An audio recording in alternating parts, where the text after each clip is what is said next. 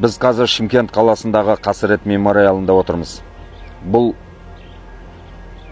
өте ұлы тарихқа куәгер жер.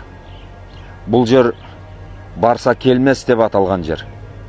Неге олай десеңіз, иманында бекем болып, дінін мықты ұстанған ата-бабаларымыз сондай шоқындыру саясаты келген кезде шоқынбастан қасқайып тұрып оққа ұшқан жер.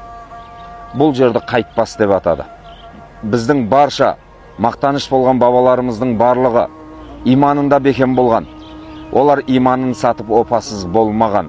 Сол себепті өскелең ұрпақ осы дүниеден ғибрат алып, иманына бекем болған нағыз мұсылман бабаларымыздың шынайы ұрпағы болуымыз керек. Қазіргі таңда ел арасында іріткі салып, біздің бабаларымыз ислам дінін ұстанбаған, олар тәңіршілдік дінін ұстанған деп жатқандар бар. Ақиқатында бұлар арандатушылар.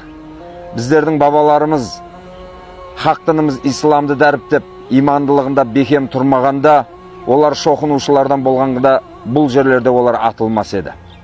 Дәл осы Қасірет мемориалының орнында талай-талай иманында берік болған бабаларымыз, қаншама боздақтарымыз бұл дүниемен қоштасқан.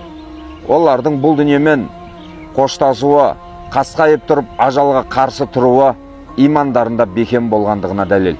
Біздің бабаларымыз хақ дініміз ислам шариғатын имандылықты бекем ұстанған.